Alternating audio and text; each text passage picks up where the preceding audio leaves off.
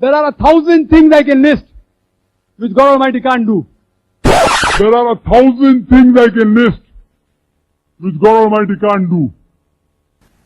أحسن الله إليكم. وهذا سائل يقول: هناك داعية مشهور له دعوة عالمية يقول إن الله لا يقدر على كل شيء، ويقول أنا أعلم 1000 شيء لا يقدر عليه الله تعالى، فهل هذا من الدعاة على أبواب جهنم، وهل يجب التحذير منه؟ هذا ملحد، اللي يقول الكلام هذا ملحد في أسماء الله وصفاته. ولله الأسماء الحسنى فادعوه بها وذروا الذين يلحدون في أسمائه سيجزون ما كانوا يعملون. إن الذين يلحدون في آياتنا لا يخفون علينا أفمن يلقى في النار خير أم من يأتي آمنا يوم القيامة. اللي يقول إن الله ليس على كل شيء قدير، سبحان الله، الله يقول والله على كل شيء قدير. كم آية فيها الله على كل شيء قدير، إن الله كان على كل شيء قديرا. كم آية؟ ما حدد الله القدرة الإلهية، قدرة مطلقة على كل شيء، كل شيء قدير، بكل شيء عليم، ما حدد سبحانه وتعالى. وأنت تحدد تقول لا، هناك أشياء ما يعلمها الله وأنا أعلمها، هذا من الإلحاد في أسماء الله وصفاته. وما كل داعية يكون على حق. اسمعوا كلام الرسول: دعاة على أبواب جهنم. ما كل داعية يكون على حق. نعم. میں نے پچھلی دفعہ بھی عرض کیا تھا کہ شرک is the most sensitive issue in the sight of اللہ. اللہ کے حضور سب سے زیادہ حساس معاملہ شرک کا ہے، اور یہی وجہ ہے کہ یہ گناہ معاف نہیں ہوگا. اور کوئی شخص یہ سٹیٹمنٹ بھی نہیں دے سکتا کہ اگر اللہ چاہے تو شرک معاف کر سکتا ہے. یہ بھی کفری عقیدہ ہے، کیونکہ یہ محال ہے. اور محال اور مقدور کو یہ سمجھیں کہ محال وہ چیز ہے کہ جو اللہ تعالیٰ نے پرماننٹلی اس کو اس طریقے سے طے کر دیا، اب اس میں کوئی تبدیلی نہیں آئے گی. یعنی کوئی شخص یہ کہے کہ کیا یہ پاسبل ہے کہ اللہ تعالیٰ نبی صلی اللہ علیہ وآلہ وسلم کے بعد کسی پیغمبر کو بھیجے پیغمبر کی حیثیت سے؟ ایک تو امتی والا ہمارا عقیدہ ہے نا سیدنا عیسیٰ علیہ السلام کے لیے، وہ تو فالو کریں گے اللہ کے محبوب صلی اللہ علیہ وآلہ وسلم کو. جو صحیح مسلم میں حدیث موجود ہے 394 نمبر، بخاری مسلم دونوں میں ہے کہ عیسیٰ ابن مریم تم میں ضرور اتریں گے اور ایک عادل حکمران کی حیثیت سے صلیب کو توڑ دیں گے، خنزیر کو قتل کر دیں گے، جزیہ موقوف کر دیں گے، یعنی جزیہ دینے والا ہی کوئی نہیں ہوگا، یعنی لوگ اسلام قبول کر لیں گے. البتہ جو مسلم کے الفاظ ہیں نا 394 نمبر جو حدیث ہے، اس میں وہ راوی حدیث کہتا ہے کہ وہ تمہیں تمہارے رب کی کتاب اور تمہارے نبی کی سنت کے مطابق چلائیں گے. یعنی وہ یہ بتانا چاہ رہے ہیں کہ وہ کوئی نئی شریعت لے کر نہیں آئیں گے. بس یہ ایک ایکسیپشن ہے. تو اگر کوئی شخص یہ سٹیٹمنٹ دے کہ اللہ کے نبی صلی اللہ علیہ وآلہ وسلم کے بعد کوئی نبی آئے اور اس سے ختم نبوت میں فرق نہ پڑے، یا اللہ تو قدرت رکھتا ہے کہ بھیج دے، تو ہم کہیں گے کہ یہ محال ہے. اس میں اللہ کی قدرت کا نقص نہیں ہے، بلکہ یہ اللہ تعالیٰ کے کلمات کو بدلنے والی بات ہے.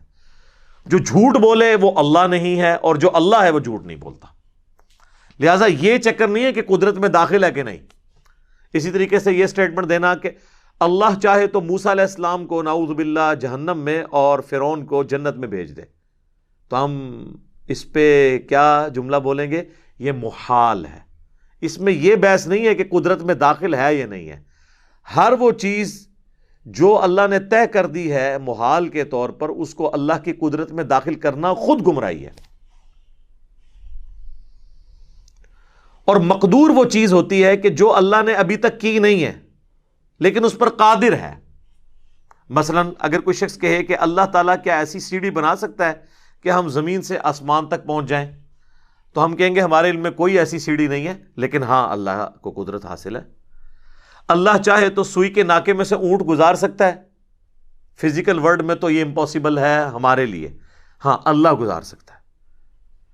لیکن کبھی گزارا ایسی کوئی بات رپورٹ نہیں ہوئی، تو ہم یہ کہیں گے یہ چیزیں اگرچہ ہوئی نہیں ہیں لیکن یہ ہے مقدور، قدرت میں یہ پاسبلٹی موجود ہے۔ لیکن جس چیز کی پاسبلٹی قدرت میں داخل آپ نہیں کر سکتے، اب ظاہر ہے اگر یہ بھی سٹیٹمنٹ آپ دے دیں گے کہ اللہ کو قدرت نہیں ہے تو وہ آپ پہ لوگ فتویٰ لگانا شروع کر دیں گے ان اللہ علی کل شیء قدیر کے حوالے سے، حالانکہ ان کو نہیں پتہ، یہ باقاعدہ علم الکلام کی بحثیں ہیں پوری۔ ان اللہ علی کل شیء قدیر کا مطلب قطعاً یہ نہیں ہے جو عوام الناس لیتی ہے۔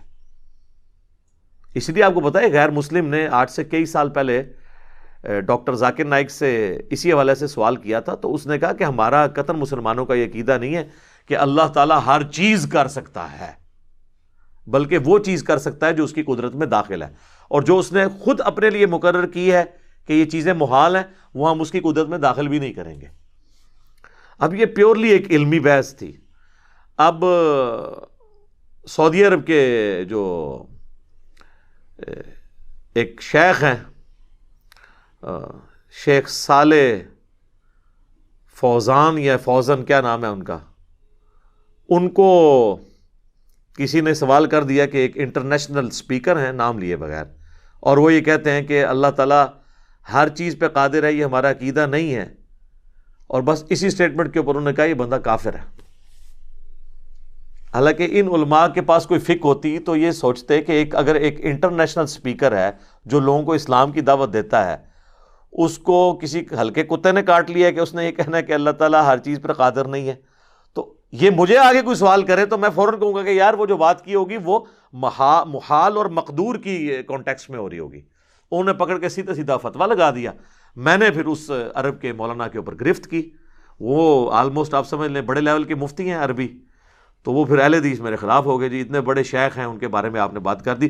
اس شیخ نے ایک مسلمان پہ کفر کا فتویٰ لگا کر خود اس کی طرف کفر لوٹا، اس کے ایمان کی فکر نہیں ہے، اس کا نکاح بھی ٹوٹ گیا، وہ توبہ کروائے اس سے توبہ کرانے کی بجائے میرے پیچھے پڑ گئے۔ اس طریقے سے اگر آپ کسی پہ کفر کا فتویٰ لگائیں گے کیٹاگوریکلی، تو بخاری مسلم کی حدیث ہے اگر کسی نے کسی مسلمان کو کہا اے کافر اور اے فاسق، تو دونوں میں سے ایک ہو گیا۔ اگر وہ کہنے والا درست تھا تو جسے کہہ رہا ہے کہ وہ ہوا ہو جائے گا، اور اگر کہنے والا غلط تھا تو پھر کفر اس کی طرف لوٹ آئے گا۔ تو یہ محال اور مقدور کی چیزیں علم میں ہونی چاہیے۔ اکثر اس قسم کے سوالات ہوتے رہتے ہیں کہ جی کیا اللہ تعالیٰ ایسا پتھر بنا سکتا ہے جسے خود نہ اٹھا سکے؟ تو ہم اس کے جواب میں کیا جواب دیں؟ اگر آپ یہ کہیں گے کہ ہاں بنا سکتا ہے تو دوسری قدرت کی نفی ہوگی کہ اسے اٹھا نہیں سکتا۔ ٹھیک ہے، کتنے ٹرکی سوال ہیں۔ ایک طرف اٹھانے کی نفی ہوگی اور ایک طرف جو ہے وہ قدرت کے حوالے سے نقص آ جائے گا کہ اچھا پھر تو بنا ہی نہیں سکتا ایسا پتھر، اور اگر بنائے گا اور خود نہیں اٹھا سکتا تو دوسری قدرت کی نفی ہو جائے گی، اور اگر نہ بنا سکے تو بنانے کی قدرت کی نفی ہو جائے گی۔ تو ان سارے سوالات کے جواب میں ہم کہتے ہیں محال، یہ محال ہے، یہ مقدور چیزیں نہیں ہیں۔ تو یہ محال اور مقدور کے اعتبار سے کئی ایک چیزیں یہ اس وقت اوائل اسلام میں آ گئیں جب علم الکلام کی چیزیں جو ہیں فلاسفہ کا نالج عربی زبان میں ٹرانسلیٹ ہوا بنو عباس کے دور کے اندر، تو پھر اللہ تعالیٰ کی ذات اور صفات کے حوالے سے بھی یہ ساری بحثیں شروع ہو گئیں، اور اسی وقت پھر اسماء و صفات کے حوالے سے مسلمانوں نے کتابیں لکھنی شروع کیں۔ استواء علی العرش کا عقیدہ، اس کے حوالے سے اختلاف، پھر اللہ تعالیٰ کی جو معیت ہے انسان کے ساتھ، نحن اقرب الیہ من حبل الورید، ہم تمہاری رگے جان سے زیادہ تمہارے قریب ہوتے ہیں، یہ ساری بحثیں اس وقت پھر شروع ہوئیں۔ تو جو ایک ایکسٹریم پہ چلے گئے ان کو جہمیہ کہنا شروع کر دیا، دوسرے ایکسٹریم والوں کو مجسمہ کہنا شروع کر دیا، اور وہ بحثیں آج تک چل رہی ہیں۔ اہل حدیث جو ہیں وہ حنفیوں کو کہتے ہیں یہ جہمی ہیں، اور جو حنفی ہیں وہ اہل حدیثوں کو کہتے ہیں یہ مجسمہ ہیں، اللہ تعالیٰ کے لیے آزاد تجویز کرتے ہیں۔ حالانکہ یہ دونوں بالکل ایکسٹریم ہیں، دونوں اپنی اپنی جگہ بالکل درست بات کر رہے ہوتے ہیں، وہ بات کو سمجھنے میں فرق لگ جاتا ہے۔ اس لیے ان چیزوں کو موضوع بحث نہیں بنانا چاہیے، نہ یہ ایسی کوئی توحید کی چیزیں ہیں اور شرک سے متعلقہ ہیں کہ جن کو زیر بحث لایا جائے۔ بس ان کے بارے میں یہی چیزیں ہیں کہ آپ کو بنیادی طور پر محال اور مقدور کا فرق پتہ ہو، پھر آپ اس کے بعد یہ دیکھیں گے کہ اللہ تعالیٰ کے کلمات کوئی نہیں بدلیں گے، یہ تو طے ہے۔ اور اگر کوئی شخص یہ کہتا ہے کہ جی اللہ اپنے کلمات پہ بدلنے پر قادر نہیں ہے، تو اس کا مطلب ہے اس کی قدرت کا نقص ہے؟ نہیں، بلکہ اس چیز کا نقص ہے کہ وہ اللہ کی قدرت میں داخل نہیں ہے۔ تو اس قسم کے اور کئی بحثیں ہیں، میں اس کو سکپ کرتا ہوں۔